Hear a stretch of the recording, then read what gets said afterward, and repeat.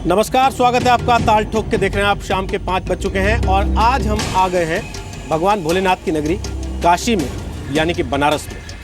प्रधानमंत्री नरेंद्र मोदी की संसदीय सीट है बनारस और उत्तर प्रदेश के चुनाव के आखिरी चरण में सबसे ज़्यादा गर्मा गर्मी यहीं पर होने वाली है। तो आज शाम 7:55 पर वोटों की बारात यहीं बनारस के इस शास्त्री घाट वरुणा पुल से आप देख पाएंगे। अगर आप बनारस के हैं, बनारस की बात कहना चाहते हैं, बनारस की तकलीफ देश के सामने लाना चाहते हैं, तो इस जगह पहुंच जाइए। शाम 6:30 बजे तक आप इस कार्यक्रम का हिस्सा बनके जी न्यूज़ के माध्यम से देश की सरकार तक अपनी आवाज़ पहुंचा सकते हैं। लेकिन अब वक्त है ताल ठोक के आज की बहस का, और आज की बहस इस बात पर है कि क्यों देश भर के विश्वविद्यालयों में देशद्रोह का एजेंडा चलाने की कोशिश की जा रही है। दरअसल कुछ दिन पहले देश विरोधी नारेबाजी के आरोपी जेएनयू के छात्र उमर खालिद को दिल्ली विश्वविद्यालय के रामजस कॉलेज में एक कार्यक्रम में बुलाया गया। इसका अखिल भारतीय विद्यार्थी परिषद के छात्रों ने विरोध किया और इसी को लेकर एबीवीपी के छात्रों और लेफ्ट समर्थित छात्र संगठन के कार्यकर्ता छात्रों के बीच झड़प हो गई। लेकिन इस मामले को अब बोलने की आज़ादी की बहस में तब्दील कर दिया गया। कांग्रेस के उपाध्यक्ष राहुल गांधी और दिल्ली के मुख्यमंत्री अरविंद केजरीवाल जैसे नेता अब इस मामले में कूद पड़े। हमारा सवाल यह है कि क्या नेता कैंपस को सुलगाकर अपनी राजनीति को चमकाना चाहते हैं? ये कोई पहला मामला नहीं है, क्योंकि पिछले 2 साल में एक के बाद एक ऐसे यूनिवर्सिटी कैंपसेस को राजनीति का अड्डा बनाया गया है। सीपीएम के महासचिव सीताराम येचुरी का 2 दिन पहले का एक बयान भी याद करना जरूरी है, जिसमें उन्होंने कहा कि एनडीए सरकार की नीतियों को लेकर जो नाराजगी है उसे 2019 में बीजेपी के खिलाफ राष्ट्रीय गठबंधन बनाने के लिए तैयार किया जाना चाहिए। सवाल यह है कि क्या देश भर के शिक्षा संस्थानों को 2019 के लिए राजनीतिक प्रयोगशाला के तौर पर इस्तेमाल किया जा रहा है? और सवाल यह भी है, क्या राजनीति के लिए देश विरोधी बातें करने वालों का समर्थन करने की भी भूल की जा रही है? बड़ा मुद्दा है कि जो लोग बोलने की आज़ादी के नाम पर ऐसी राजनीति कर रहे हैं, क्या उनसे पूछा नहीं जाना चाहिए आज़ादी बात रखने की हो सकती है या फिर देश तोड़ने की? ताल ठोक के आज की बहस इसी पर।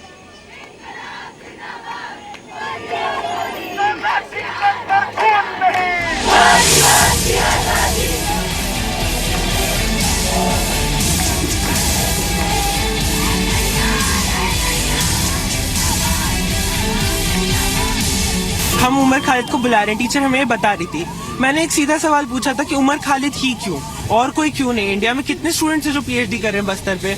एक आदमी जिसके ऊपर केस चल रहा हो, उससे और मतलब आप उससे क्या सीखेंगे? क्या बोलने के अधिकार का मतलब ये है देश को तोड़ने का अभियान चलाना?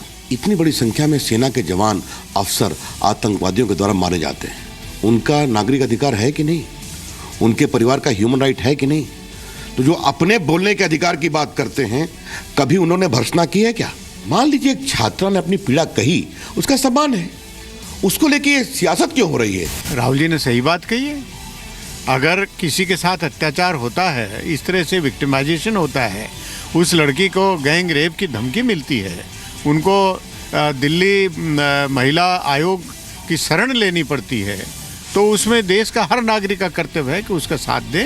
भारत को टुकड़ा करने का बात करते हैं, अफजल गुरु का समर्थन करते हैं, और सबसे बड़ी बात, जब भी हमारा कोई जवान शहीद होते हैं तो ये लोग, ये जो माओवादी विचारधारा के लोग, ये लोग जश्न मनाते हैं। और ये लोग आज कॉलेज और यूनिवर्सिटीज़ में जा कर के बच्चों का जो शुद्ध दिमाग है उसको गंदगी करने का ये लोग कोशिश कर रहे हैं। ये बीजेपी वाले, एबीवीपी वाले खुद अपने आदमी भेज के राष्ट्र विरोधी नारे लगवाते हैं और फिर इनके आदमी वहाँ से भाग जाते हैं और फिर ये दूसरे लोगों की पिटाई करते हैं, ये क्या कि तुम लोगों ने नारे लगाए थे। जिस पे सेडिशन के चार्ज है, देशद्रोह का चार्ज है, ऐसे आदमी को बुला के विश्वविद्यालय में नौजवानों को क्या सीख देना चाहते हैं? आप जो है, आप सरकार का विरोध कीजिए, सरकार की पॉलिसी का विरोध कीजिए। हम ऐसे एलिमेंट्स को जो है ऐसा कहीं भी प्लेटफॉर्म ना दें जो जिससे कि वो यंग माइंड्स को गलत तरीके से इन्फ्लुएंस कर। छात्रों को, युवाओं को ये बहुत कष्ट होता है ऐसे नारों से। वो बिल्कुल स्पष्ट हैं कि ये बहुत गलत है, ये देशद्रोह है। वो युवा कौन है जो ये कर रहे हैं? उनको बुलाया गया केवल जो है राष्ट्र विरोधी नारे लगाने या राष्ट्र को विरोधी ताकतों को मजबूत करने के लिए उनको बुलाया गया। जवाहरलाल जी ने बहुत सारी बातें कही और उसके साथ उन्होंने कहा, देखो भाई, एक बार यही सवाल मॉस्को विश्वविद्यालय के विद्यार्थियों ने लेनिन से पूछा था, हमारा पहला कर्तव्य क्या है? तो लेनिन ने कहा स्टडी। उन्हें पूछा हमारा दूसरा कर्तव्य क्या है? तो उन्होंने कहा स्टडी। तीसरा कर्तव्य क्या है? तो लेनिन ने फिर कहा स्टडी। मैं तुम लोगों को यही कहना चाहता हूं। ताल ठोक के आज का हमारा पहला सवाल, क्या देशभक्ति के पाठ में सियासत फेल हो रही है? दूसरा सवाल, नेताओं का काम युवाओं को समझाना है या लड़ाना? तीसरा सवाल, क्या चुनाव में हार गए हैं इसीलिए तथाकथित आजादी के नाम पर एजेंडा चलाया जा रहा है? चौथा सवाल, क्या 2019 के चुनाव के लिए कैंपस सुलगाएंगे नेता? और ताल ठोक के आज का हमारा पांचवा सवाल, आजादी बात रखने की हो सकती है या देश तोड़ने की? तो आपको बता दें कि आज ताल ठोक के हमारे साथ बात करने के लिए 5 खास मेहमान हैं। संबित पात्रा हमारे साथ हैं, वो भारतीय जनता पार्टी के प्रवक्ता और नेता हैं, बीजेपी की सेंट्रल कमेटी के सदस्य हैं। अमृता धवन हमारे साथ हैं, सही मानों में कांग्रेस की युवा नेता, राष्ट्रीय अध्यक्ष हैं NSUI की, दिल्ली यूनिवर्सिटी छात्र संघ की अध्यक्ष रह चुकी हैं, कांग्रेस पार्टी का पक्ष आज रखेंगी। अमीर हैदर हमारे साथ हैं, वो नेता हैं, CPI के पार्टी के एग्जीक्यूटिव मेंबर हैं, AISF दिल्ली के उपाध्यक्ष रह चुके हैं, ऑल इंडिया यूथ फेडरेशन के भी सचिव रह चुके हैं।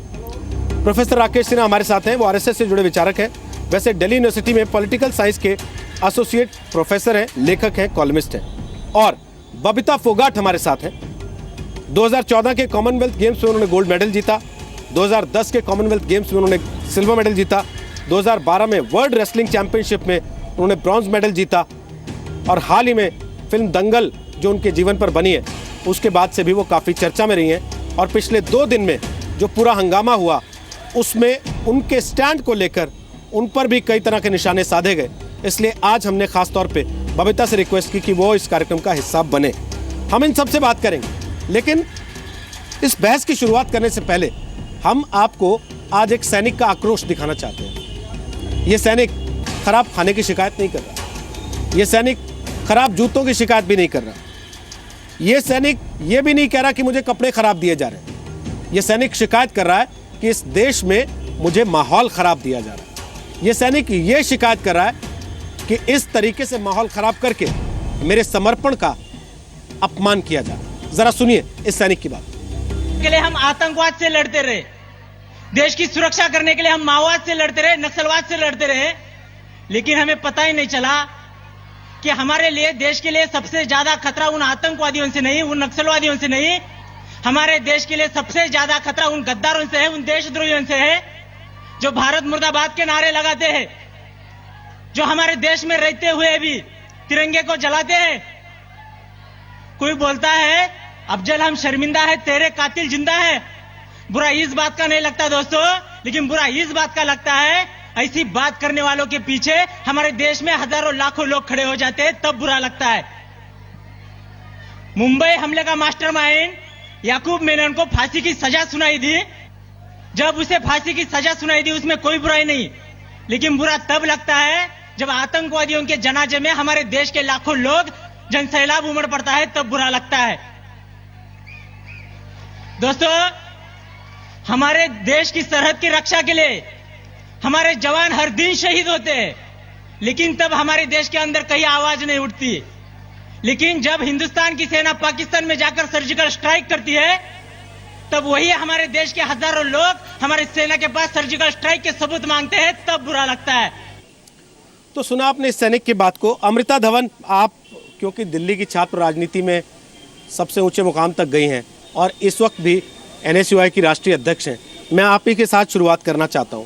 मैंने वो दौर देखा है जब आपने दिल्ली यूनिवर्सिटी छात्र संघ के चुनाव लड़े हैं, जीते हैं, वहाँ राजनीति की है छात्र संगठनों की। आपने कभी नारे नहीं लगाए देश तेरे टुकड़े होंगे इंशाल्लाह इंशाल्लाह, आपने कभी नारे नहीं लगाए कश्मीर मांगे आज़ादी। तो आज क्या बदलाव आ गया कि ये नारे श्रीनगर की सड़कों से उतर के दिल्ली की सड़कों तक आ गए और हम लोग उसको एक्सेप्टेंस देने के लिए उतर खड़े हुए? नहीं रोहित जी, मुझे लगता है कि आप जो कह रहे हैं मैं उसमें अपने स्टैंड को क्लियर कर दूं। कि जो लोग कश्मीर की आज़ादी या भारत के टुकड़े के नारे लगाते हैं वो भी देश के दुश्मन हैं, और जो लोग राष्ट्रवाद का नारा लगाकर एक महिला पे बलात्कार का एक धमकी देते हैं वो भी देश के दुश्मन हैं। हमें ये समझना होगा और हमें इस झांसे में नहीं डलना। और यहाँ पर बैठा कोई भी व्यक्ति जो भारतीय है, जो मन से प्यार करता है भारत को, कोई भी व्यक्ति नहीं चाहता कि इस तरीके के नारों की कोई जगह कैंपसेस में हो। और मैं चाहती हूँ कि जिन लोगों ने नारे लगाए, चाहे वो JNU में लगाए या दिल्ली विश्वविद्यालय में लगाए, उन लोगों को अभी तक आइडेंटिफाई करके पुलिस ने अरेस्ट क्यों नहीं किया है? अभी तक 1 साल हो गया है, चार्जशीट फाइल नहीं की है। अगर ऐसी नाकामयाबी दिल्ली पुलिस दिखाती रहेगी तो मैं पूछना चाहूँगी कि शंकाओं आशंकाओं का माहौल तो देश के अंदर बना रहेगा। ये बहुत ज़रूरी है कि अगर लाइन डिफाइन हो रही है तो लाइन सही तरीके से डिफाइन हो, लाइन एविडेंस और सबूतों के साथ डिफाइन हो, और लाइन में ऐसा नहीं हो कि एक तरफ तो चार्जशीट दिल्ली पुलिस 1 साल हो जाए फाइल ना करे और दूसरी तरफ कोई एक संगठन आकर कह दे, जो ABVP के गुंडे हैं वो आकर सड़क पे कोर्ट कचहरी लगा दे। मेरा मानना है कि किसी भी सहमति या असहमति की कोई भी वजह ऐसी नहीं हो सकती है कि आपको हिंसक बना दे। हिंसा के विरोध में मैं बात करना चाहती हूँ, क्योंकि गांधी के विचारों को हमें याद करना चाहिए, क्योंकि उसी से हमारे देश में हम लोग अपने विचारों को जिंदा कर सकते हैं। गांधी ने भी कहा कि अगर कोई भी हिंसा कुछ अच्छा लाती है तो ये समझ लीजिए कि जी। पहले सवाल में 1.5 मिनट के बाद आवाज़ अपने आप बंद हो जाती है। हम चाह के भी आपकी आवाज़ सुनवा नहीं पाएंगे। वापस अगले सवाल में आऊँगा, तब इस बात को आप पूरा कर लीजिएगा। हिंसा का कोई भी समर्थन नहीं करता। मैं आपके साथ हूँ पूरी तरह से कि इस तरीके से गुंडागर्दी नहीं होनी चाहिए, इस तरीके से मारपीट नहीं होनी चाहिए, इस तरीके से किसी लड़की को धमकी देना जायज़ नहीं है। लेकिन अमीर हैदर, लेफ्ट की राजनीति भी क्या इस देश के टुकड़े करने की पैरवी करती है? क्या आप लोग मान्यता देते हैं इस नारों को? और अगर नहीं देते तो फिर अभिव्यक्ति की आज़ादी का पर्दा क्यों उड़ाना चाहते हैं? क्यों नहीं इन लोगों को अपने से अलग कर देते पूरी तरह से? मुझसे पहले जो कांग्रेस की प्रवक्ता बोल रही थी, उनका कहना सही है कि आपने 1.5 साल हो गया, अभी तक नारे लगाने वालों की पहचान नहीं हुई है। मेरा मानना यह है कि अगर कोई कैंपस का गुंडा ABVP ज्वाइन करता है तो वो देशभक्त कहलाता है, और जो कैंपस के अंदर प्रोफेसर और लेक्चरर और स्कॉलर सेमिनार करते हैं वो देशद्रोही कहलाते हैं। ABVP के खिलाफ अगर देश की एक शहीद की बेटी बोलती है तो वो दाऊद इब्राहिम बन जाती है, और महबूबा मुफ्ती अगर BJP की गोद में बैठती है तो वो भारत माता बन जाती है। तो ये किस तरह की राजनीति कर रहे हैं ये लोग जिन्हें अटल बिहारी वाजपेयी ने स्टेज पर नहीं चढ़ने दिया महबूबा मुफ्ती को, आज उसका हिजबुल मुजाहिदीन की प्रवक्ता बता के आज उसके साथ ये सरकार चलाते हैं। तो ये देश कहना चाहिए ये वो भारत माता बन जाती है। मेरा सीधा मानना है, जो ABVP कैंपस के अंदर 2 हॉस्टलों के ऊपर जबरदस्ती कब्जा करती है और ऑफिस पे कब्जा करती है, एक ताला वहां रजिस्ट्रार का पड़ा है, एक ABVP के गुंडों का पड़ा है, तो वो कौन सा राष्ट्रवाद है? तो ये समझ में नहीं है, ये समझना पड़ेगा। जो अमेरिका के अंदर जो अभी राष्ट्रपति आए हैं उन्होंने भी इसी राष्ट्रवाद की घोषणा की थी, ऐसी जिसका खमियाजा हमने भी भुगता। हमारा भी एक इंजीनियर वहां शहीद हो गया। तो हमारा देश किस ओर जा रहा है समझना ये पड़ेगा। मत जाइए सर, 1.5 मिनट हो गया। आमिर हैदर, अमेरिका मत जाइए। अमेरिका से आपकी दुकानदारी नहीं चल रही है, यहां से आपका रोटी पानी चल रहा है, यहीं तक सीमित रहिए कम से कम। संबित पात्रा, एक बात साफ है उनकी बातों से कि ये अपनी राजनीति के लिए यूनिवर्सिटी कैंपसेस को लैब बनाना चाहते हैं, इसीलिए उन्हें महबूबा मुफ्ती भी याद आती है छात्र राजनीति पर जवाब देते हुए, उन्हें डोनाल्ड ट्रंप भी याद आ जाता है छात्र राजनीति को जवाब देते हुए। हम सिर्फ इतना कह रहे हैं कि छात्र को छात्र क्यों नहीं रहने देते? क्यों उनको आप बलि का बकरा बना रहे हैं, उनके नाम पे राजनीति की दुकान चला रहे हैं? सही बात है। देखिए रोहित जी, जहाँ तक अभिव्यक्ति की आज़ादी का सवाल है, आप देखिए जिस देश में सुबह उठते ही प्रधानमंत्री जी को आतंकवादी कहा जाए, दोपहर ढलते ढलते गधा कह दिया जाए, शाम होते होते चूहा और उसके बाद और क्या क्या चींटी इत्यादि कहा जाए, उसमें और कितनी अभिव्यक्ति चाहिए? इससे अधिक अभिव्यक्ति की क्या आवश्यकता है? मगर अभिव्यक्ति की बात नहीं है रोहित जी। आप देखिए विचारधारा ठीक है, अलग अलग विचारधारा अर्थनीति पे हो सकते हैं, अलग अलग विचारधारा देश चलाने के पॉलिसी में हो सकते हैं, अलग अलग विचारधारा इंस्टीट्यूशंस को लेकर हो सकते हैं, मगर जहां देश की संप्रभुता का सवाल है वहां केवल एक ही विचारधारा हो सकता है कि भारत अखंड है, भारत के हिस्से अखंड है, कश्मीर हमारा अभिन्न अंग है। इसमें कोई दो विचारधारा हो ही नहीं सकता है, कोई गुंजाइश भी नहीं है। अगर कुछ लोग इसमें गुंजाइश बनाएंगे कि आर्मी चीफ जो कह रहे हैं वो गलत है, मैं उनसे पूछता हूं, अच्छी बात है जब आर्मी के लोगों ने वीडियो डाला कि हमें अच्छा खाना नहीं मिल रहा था तो आपको तकलीफ हुई, हमें भी अच्छा लगा कि चलिए अच्छे विषय पर तकलीफ हुई, मगर यही आर्मी के जवान जब पत्थर खाएं तब आपको अच्छा लग रहा था। खाना खाने पे आप सवाल करें, पत्थर खाने पे आप बोले ये तो फ्रीडम है जी, ये तो कश्मीर के उन युवाओं का, बच्चे जिन्हें बच्चे कहते हैं, उन बच्चों का तो फ्रीडम है, पत्थर तो मार सकते हैं। इसी से मालूम पड़ता है कि देश की जो विघटनकारी ये शक्तियां हैं वो कितने बड़े तादाद में हैं, और जब इनका पॉलिटिकल ग्राउंड समाप्त हो चुका है तो वो किसी भी हद पे जाएंगे, मगर धन्य हो देश की जनता जो इनका साथ नहीं दे रही है। 1.5 मिनट हो गया, 1.5 मिनट हो गया। वापस आता हूँ, इस सवाल का जवाब आपने नहीं दिया कि 1.5 साल में आपने उन लोगों के खिलाफ क्या किया जिन्होंने जेएनयू में नारे लगाए थे। आप पिछलों को पकड़ नहीं पाए, अगले के लिए आपने खड़ा कर दिया मामला कि ये नारे लगा रहे थे, लेकिन वो कौन है अब तक किसी को नहीं पता। पुलिस आपके पास है, आपका काम था ये पता कराना, उन लोगों को पकड़ के अंदर डालना। राकेश सिन्हा जी, मैं आपसे पूछता हूँ, और मेरा बड़ा सीधा सा सवाल है, वो छात्र संगठन चाहे अखिल भारतीय विद्यार्थी परिषद हो, चाहे वो आइसा हो, चाहे वो एसएफआई हो, चाहे वो एनएसयूआई हो, या और भी जो 2-4 नए छात्र संगठन खड़े होने की कोशिश कर रहे हैं, क्या आए दिन इसी तरीके से छात्रों को स्केपगोट बना के अपनी पार्टी पॉलिटिक्स को चमकाने के लिए छात्र संगठन केवल एक्सपेरिमेंट का खिलौना बन के रह जाएंगे?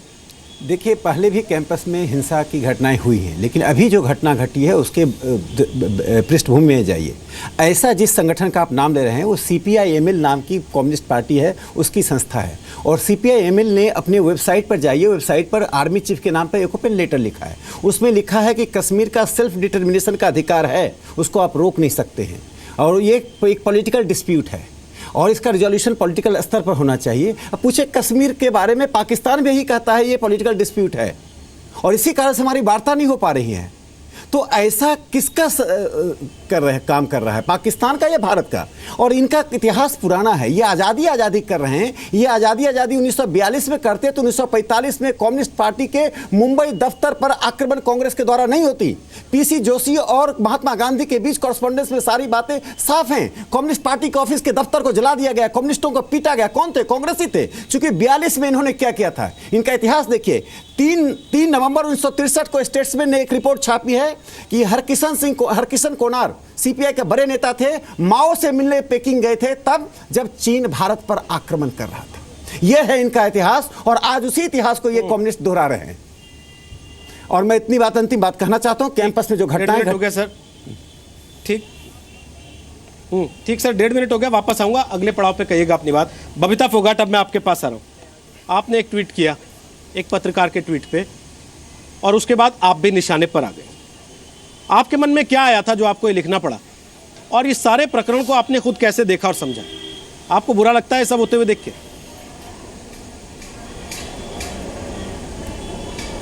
देखिए, बिल्कुल मुझे बुरा लगता है जब मैं अपने देश के बारे में ऐसे सुनती हूँ और पढ़ती हूँ, और जब देखती हूँ तो क्योंकि ऐसे लोग जो क्योंकि हमारे देश से बढ़कर हमारे लिए कुछ भी नहीं है। अगर कोई हमारे देश के ऊपर कोई उंगली उठाता है, नज़र उठाता है, तो हम उसको बिल्कुल बर्दाश्त नहीं करेंगे। अगर कोई सच्चा हिंदुस्तानी है और अपने देश से प्यार करता है, वो किसी से भी ऐसी चीज़ नहीं सुन सकता। तो मैंने भी ऐसा ही किया, क्योंकि मुझे भी बुरा लगा। मैंने उनकी वीडियो देखी, तो मैंने वीडियो में देखा और सब बातें उसकी मुझे ठीक लगी, लेकिन एक चीज़ जो मुझे गलत लगी थी वो ये थी कि उन्होंने बोला कि मेरे पिता पाकिस्तान ने नहीं मारा, वो एक युद्ध में मारे गए।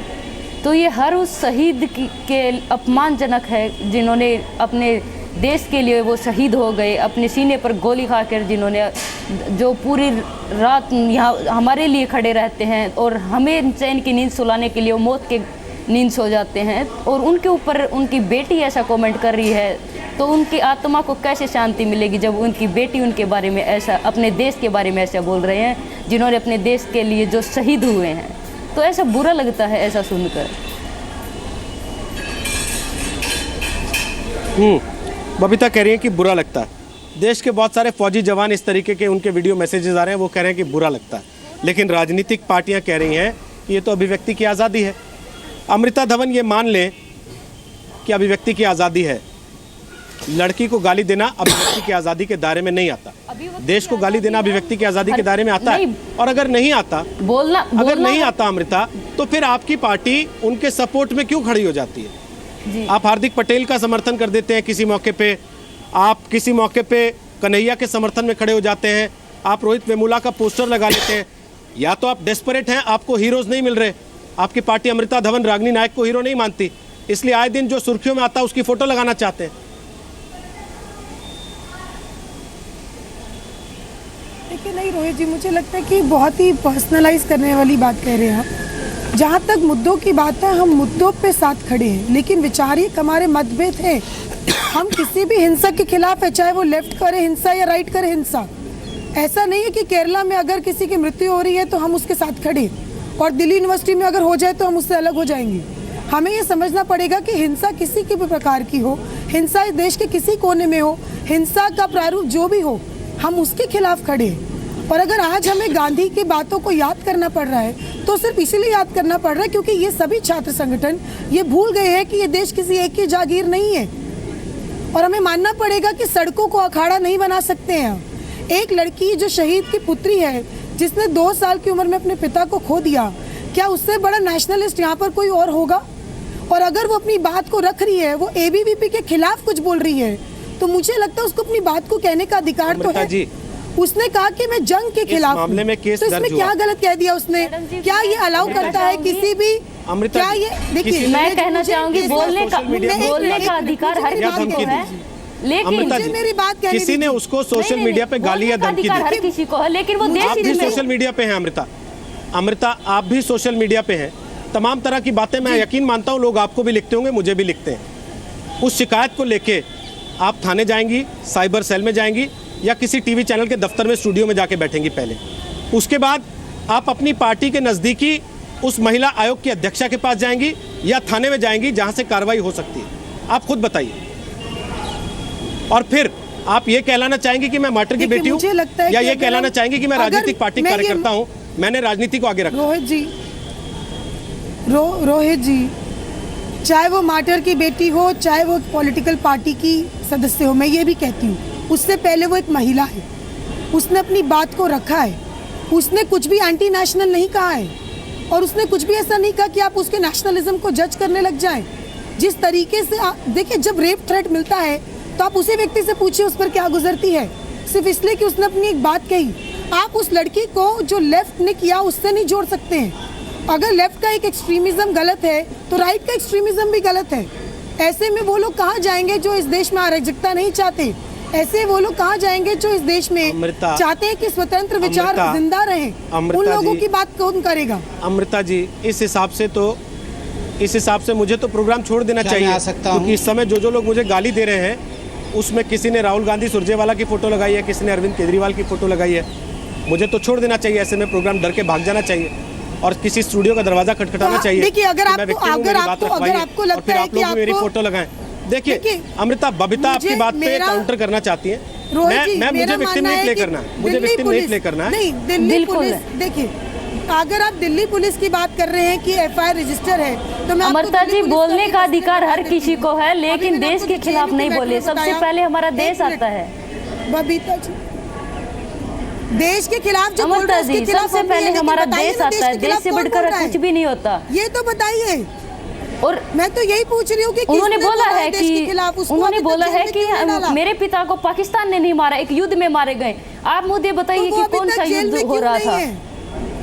आपसे पूछना चाहती हूँ कि कौन सा युद्ध हो रहा था? जेल में डालने की बात कर रही है।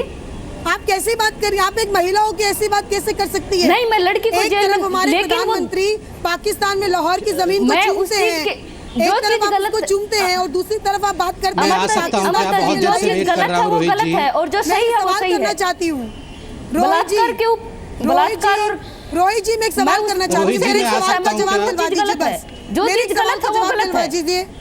बबीता जी से ही मेरे सवाल का जवाब दिलवा दीजिए, चाहे वो देश के खिलाफ हो या बलात्कार के खिलाफ, वो हर चीज गलत है। पठानकोट में टेरर, बताइए। जब सुन लीजिए बबीता जी, एक बार सुन लीजिए। आप जवाब सुनने को तैयार हो तो बबीता लगातार जवाब दे रही है आपके सवाल का। फ्रीडम ऑफ एक्सप्रेशन दोनों तरफ है। रोहित जी, मेरा अमृता जी, सवाल है, फ्रीडम फिर ऑफ मुझे एक्सप्रेशन जवाब दोनों दे तरफ दीजिए। है। आप मेरा उनका सवाल जवाब करना सुने चाहती तो हूँ बस वो मैं। सवाल जवाब दे रही है लगातार। रोहित जी, फ्रीडम ऑफ एक्सप्रेशन है, लेकिन पूछिए, मेरा सवाल पूछिए, थोड़ा छोटा पूछिए। मेरा सवाल तो करने दीजिए मुझे, वो जवाब किस बात का दे रही है? मैं ये पूछ रही हूँ कि जब पाकिस्तान स्पॉन्सर्ड पठानकोट के अंदर इसी देश की जमीन पर जब टेरर अटैक होता है और पाकिस्तान के लोग ही उसको क्लीन चिट दे देते हैं और भारत मूर्ख दर्ज बनकर देखता रहता है, क्या उसे राष्ट्रवादिता कहते हैं, उसे नेशनलिज्म कहते हैं? मेरे को ये सवाल दे दीजिए, इसका जवाब दीजिए मुझे। रोहित जी, आपने बीजेपी को बुलाया है, थोड़ा बुलवा लीजिए, नहीं तो इन्हीं का करवा लीजिए, कोई बात नहीं है। ठीक है, बबीता को सुन लीजिए, संबित पात्रा, फिर आप बोलेगा, क्योंकि सवाल आप पे है और वो साबित करने की कोशिश में है कि बबीता आपकी टीम से खेल रही है। बबीता, आप जवाब देना चाहती है इस सवाल का जो अमृता ने पूछा है? जी जी, हाँ जी। मुझे समझ कर रही हूँ, मुझे समझ नहीं आया कि उनका सवाल क्या और वो जो कह रही है मैं वो? उसके साथ हूँ, मैं सिर्फ हिंसा के विरोध में हूँ। हिंसा, देखिए, जो हमारे बोलिए, आप क्या देश कहना में अगर कोई चीज कुछ भी हो, हम उसके साथ हैं। देश के हित में अगर कोई भी चीज है तो हम उसके साथ हैं, लेकिन देश के खिलाफ या देश के ऊपर कोई भी बात आती है तो मैं उसके हर चीज के खिलाफ हूँ। रोहित जी, मैं दूं इनका जवाब। संबित, जब अब बोलिए। देश के विरोध में बात आती है तो मैं सबसे बड़ी नेशनलिस्ट हूँ, मैं भारत से उतना ही प्यार। रोहित जी, हम लोग मैडम, या तो फ्री कर दीजिए या तो फिर मैडम अपना सर्टिफिकेट दिखाने के लिए नहीं है ना हम लोग यहाँ अपना सर्टिफिकेट दिखाने के लिए नहीं है। अमृता जी, हम लोग यहाँ अपना देशभक्ति सर्टिफिकेट दिखाने के लिए नहीं है। आप लोगों की राजनीतिक पार्टियां हैं, आप लोग उनके चेहरे हैं, आपकी राजनीतिक पार्टियां जो काम करती हैं, आपका देशभक्ति सर्टिफिकेट उसी के आधार पे बनता और बिगड़ता है। मैडम प्लीज इस बात को समझिए, आप कितनी भी देशभक्त हो, अगर आपकी पार्टी देश तोड़ने के नारे लगाने वालों की पैरवी करेगी तो आपकी देशभक्ति खारिज मानी जाती है। संबित पात्रा बोलिए, उसके बाद अमृता वापस आऊंगा, आमिर आपके पास। संबित बोलिए। आप बार-बार ये बात बोल रहे हैं कि हम ऐसे लोगों के साथ खड़े हैं, ये गलत बोल रहे हैं। अब सब लोग बोलेंगे तो कैसे बोलूंगा? आपको गलत नहीं करने दूंगी।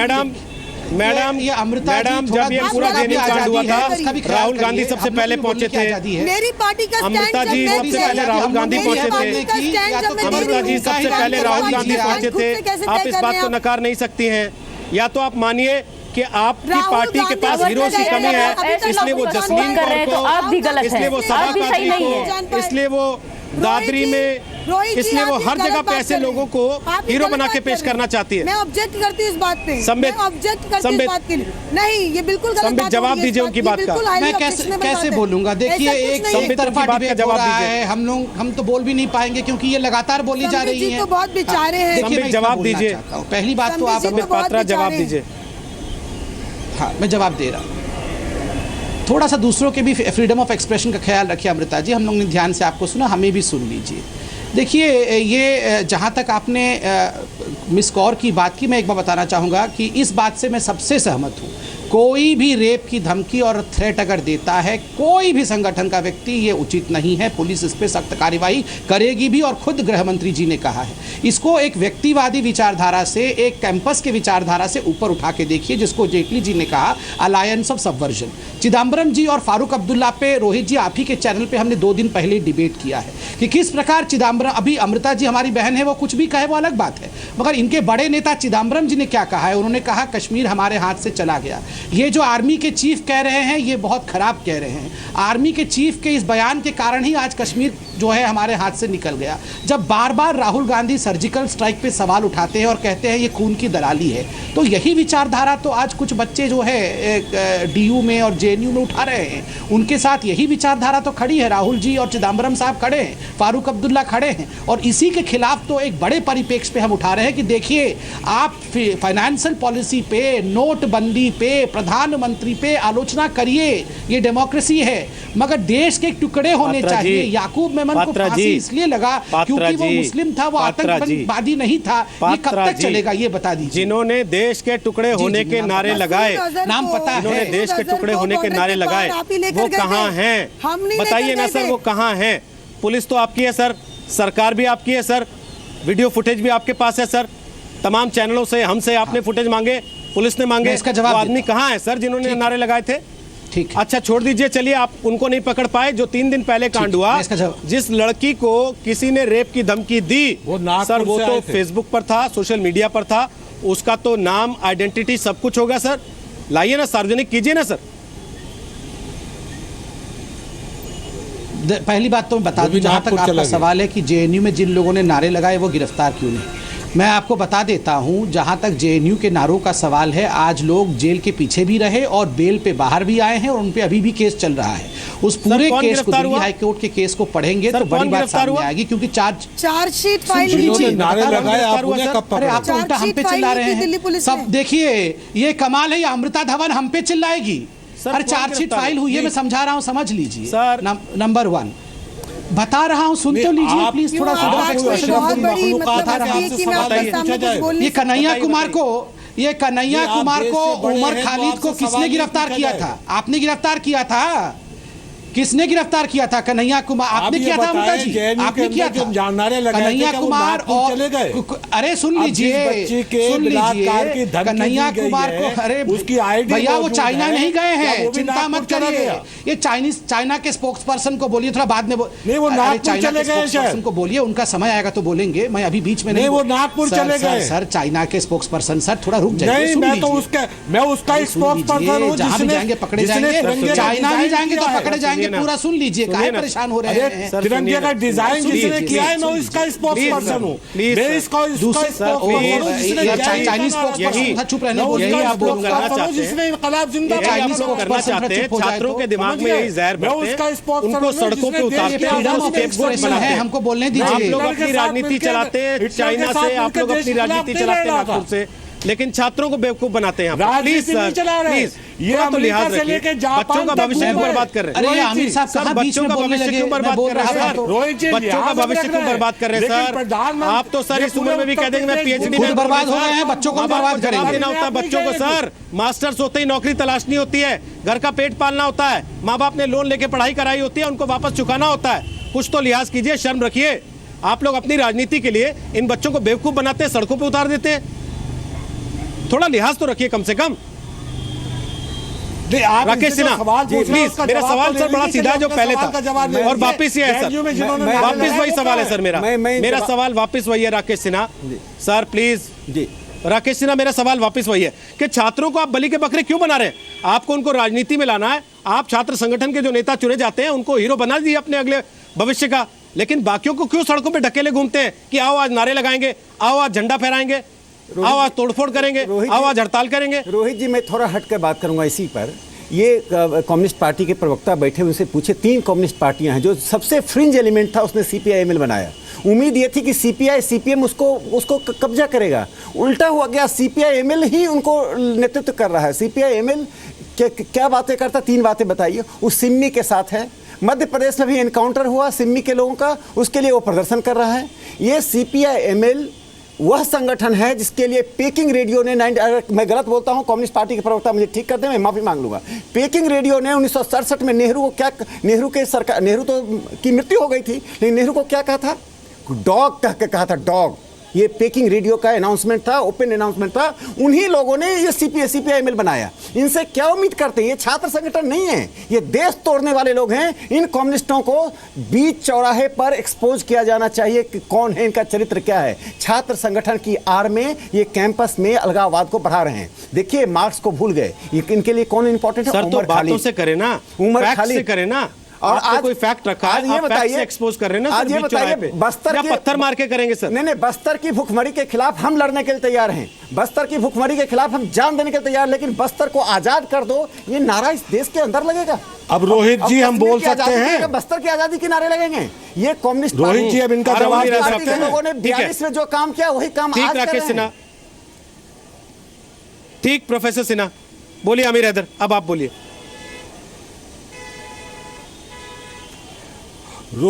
रोहित जी, ये जो हमारे राकेश सिन्हा साहब आधा इतिहास पढ़ाते हैं और ये कहते हैं, मुझे ये बता दें कि जो मध्य प्रदेश के अंदर अभी ये कहना चाहिए ISIS से लिंक वाले बीजेपी के कार्यकर्ता पकड़े गए हैं, क्या वो कम्युनिस्ट कार्यकर्ता थे? अरे जो पकड़े गए जेल जाएंगे, मध्य प्रदेश के अंदर जो उग्रवादी छोड़ के भागे थे, मुझे वो बता दीजिए कि हमारे कार्यकर्ता नहीं थे, थोड़ा प्रिपरेशन करके आइए, पीढ़ी के लोगों को बताइए कि आप थोड़ा तैयारी करके आइए। सिन्हा साहब आपके बीच में नहीं बोल रहा था, नई पीढ़ी के लोगों को बताइए। देखो रोहित जी है तो बोलने दीजिए। आप दूसरों के बीच में बोल रहे थे, आपका जैसे आप दूसरों के बीच में बोल रहे थे, आपको इसी प्रकार आपका ही मेडिसिन खिलाना पड़ेगा। प्रोफेसर सिन्हा, मेरी बात तो सुन लीजिए। मैं आपको बता रहा हूँ, प्रधानमंत्री के ऊपर बात कर रहे थे कि प्रधानमंत्री को पूरा देश क्रिटिसाइज कर रहा है। प्रधानमंत्री पूरे उत्तर प्रदेश के विपक्ष को साफ बता दें। कौन बोल रहा है पूरा देश क्रिटिसाइज कर रहा है साहब? महाराष्ट्र का चुनाव का नतीजा देखा आपने? खुद एक सीट जीत नहीं रहे हैं, यहाँ के पूरा देश क्रिटिसाइज कर रहा है, बेइज्जती कर रहे हैं। हम देश के कुछ बुनियादी हम सुन लीजिए, आपको अपनी लाइन ठीक करनी चाहिए। आपका इतिहास क्या रहा है? जो आज ITO पर उतरे हैं, जो आइडियोलॉजी है, हम देश के खिलाफ नहीं बोल रहे, हम RSS की और बीजेपी की आइडियोलॉजी के खिलाफ बोल रहे हैं।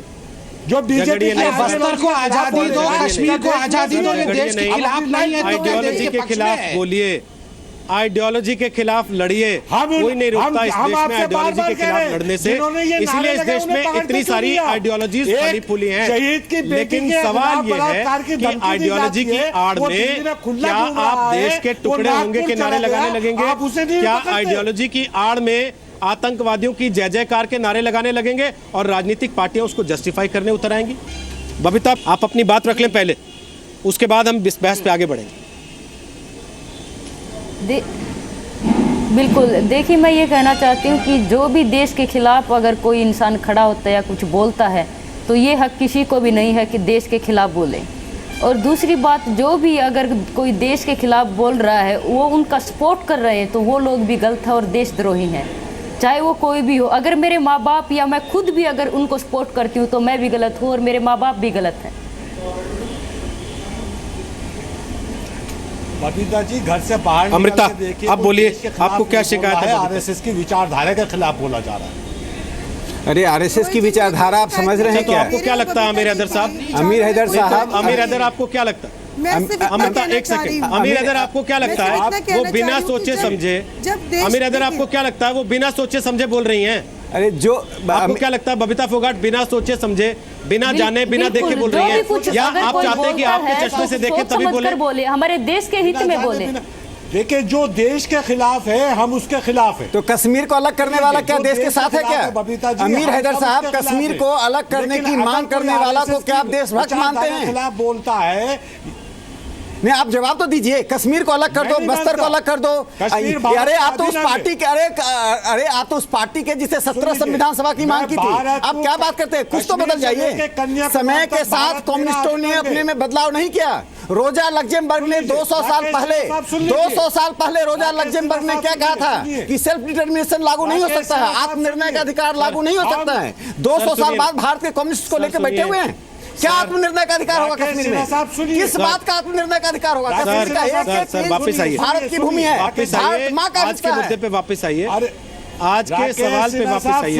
आज के सवाल क्या सुनूं आपसे? आप तो कश्मीर को, आप कम्युनिस्ट पार्टी ऑफ इंडिया के हैं, CPI झंडे के नीचे चल रहे हैं। आप अपने आप को अलग कीजिए CPI से। की आइडियोलॉजी है कश्मीर हमारा अभिन्न है, तो आप CPI के साथ क्यों चल रहे हैं? ऐसा के नेतृत्व में क्यों चल रहे हैं? आपको जब हमारी जरूरत पड़ती है, जब वहाँ पर शांति बहाली के लिए हमें याद किया जाता है, तो ठीक है, अच्छी बात है। जाते का ये कश्मीर के अंदर शांति बहाल करा दीजिए।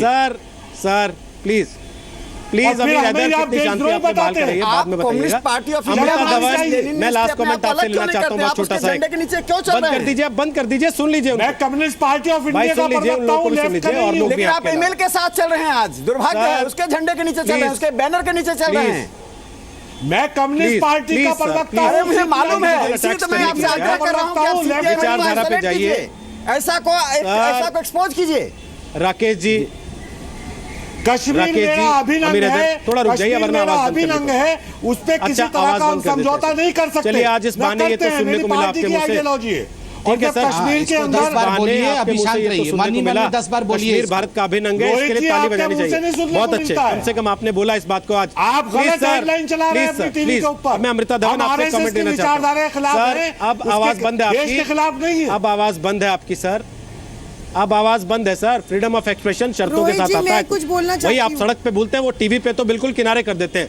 अमृता धवन, मैं आप ही के पास आना चाहता हूं। आप एक छात्र संगठन की राष्ट्रीय अध्यक्ष हैं, क्या आपको नहीं लगता कि नेताओं को जो लीड करते हैं छात्र संगठनों को, उनको छात्रों को लड़ाने के बजाय समझाना चाहिए, सही रास्ते ले जाना चाहिए? या हो रहा उल्टा? रोहित जी, इसीलिए आज यहाँ पर हम लोग, मैं खुद भी 15 साल से छात्र राजनीति देख रही हूँ और 15 साल में मैंने दिल्ली विश्वविद्यालय का माहौल ऐसा कभी नहीं देखा। इसलिए शायद मैंने यहाँ पर आज बैठकर हमारे संगठन ने गांधीवादी तरीके से अनशन रखा है, क्योंकि ये बहुत ही मुश्किल है कि हम सत्य और अहिंसा के रास्ते पे चलें। शायद इसलिए ये अपनाना इन सभी संगठनों के लिए बहुत मुश्किल है। ये लोग बात तो करेंगे नॉन वायलेंस की, लेकिन जब वैचारिक मतभेद होंगे तो सबसे पहले वायलेंस ये लोग करेंगे। एबीवीपी का इतिहास रहा है, हिस्ट्री रही है वायलेंस की, और हमें समझना होगा कि ये एक बहुत ही मैन्युफैक्चर्ड तरीके से किया जा रहा है। देश भर में अलग अलग यूनिवर्सिटीज़ को टारगेट किया जा रहा है, उनकी जो स्वायत्ता है उससे खेला जा रहा है। ना ही एजुकेशन बजट पे कोई बहस हो रही है, ना ही एजुकेशन बहस कीजिए ना, राहुल जी को कहिए बहस करें। लेकिन पूरे राहुल जी विदेश चले जाते हैं बहस करने के लिए। जब बहस का समय होता है तो राहुल जी विदेश जाते हैं, जब देश तोड़ने की बात आती है तो राहुल जी विदेश में आ जाते हैं। वैचारिक मतभेद पहले भी होते थे, वैचारिक मतभेद पहले भी होते थे, लेकिन इस तरीके से हिंसक नहीं होते थे। मैं आपकी बात को संबित के पास रख रहा हूं। आना चाहिए, ये सवाल चाहे वो उठाते किसी हुए विचार का हो।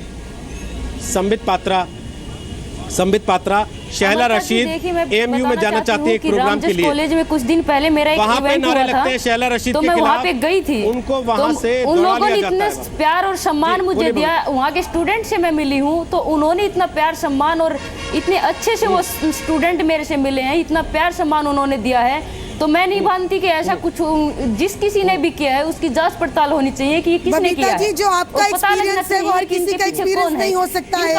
आप इंडिया की ब्रांड एम्बेसडर है, आपको मान सम्मान देना उनकी मजबूरी है। बता रही हूँ आपको कि हर छात्र अरेस्ट तो कर लीजिए। देश का हर छात्र, हर बच्चा इंडिया का ब्रांड एम्बेसडर है, कल को वही होगा इंडिया का ब्रांड एम्बेसडर। प्लीज आप समझिए। संबित, शहला राशिद जब एएमयू जाती हैं, वहाँ उनके खिलाफ नारेबाजी होती है, उनको दौड़ा लिया जाता है, वो खबर नहीं बनती। लेकिन दिल्ली में ऐसा होते ही हंगामा मच जाता है, क्यों?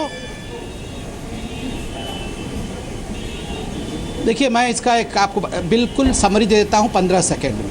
अभी अमृता जी ने एक बड़ी बात कही और अच्छी बात कही। उन्होंने कहा 15 वर्षों से दिल्ली यूनिवर्सिटी में ऐसा कभी नहीं हुआ था। जब हम ऑपोजिशन में थे कभी ऐसा नहीं हुआ। जैसे ही सत्ता कांग्रेस के हाथ से और लेफ्ट के हाथ से चला गया, देखिए मैं देश को बताना चाहूंगा, कांग्रेस और लेफ्ट ऐसी पार्टीज हैं जो सत्ता में रहने के लिए कुछ भी कर सकती है। नेहरू सत्ता में रहने के लिए देश को उन्होंने बांट दिया। उन्होंने देश को बांट दिया ताकि वो इंडिया के पहले प्राइम मिनिस्टर बन सके। और राहुल गांधी को प्राइम मिनिस्टर बनाने के लिए ये कांग्रेस कुछ भी कर सकती है, भले ही कश्मीर और आर्मी के खिलाफ बोलना पड़े। मगर मैं इंडिया की जनता को सलाम करता हूँ, इंडिया की आर्मी को सलाम करता हूँ कि ऐसा नहीं हो पाएगा। हम समय से आगे जा रहे हैं। बहुत बहुत धन्यवाद आप सबका, बहुत बहुत धन्यवाद आप सबका ताल ठोके का हिस्सा बनने के लिए। दर्शकों को अपने आप समझ में आ गया होगा कि छात्र राजनीति ऐसे सड़कों पे क्यों है और छात्र राजनीति में आखिर ये गुंडागर्दी कहाँ से आ गई। क्योंकि राजनीतिक पार्टियां छात्र संगठनों को अपने फ्रंटल ऑर्गेनाइजेशन बना के अपनी वाटर टेस्टिंग के लिए इस्तेमाल कर रही हैं, इसीलिए आज ये हालत हो रही है। और इसकी जिम्मेदारी छात्रों की और माँ बाप की बनती है कि वो इन चीज़ों को ध्यान में रखें, कम से कम कि उनके बच्चे बलि के बकरे या हथियार या औजार तो नहीं बन रहे हैं किसी।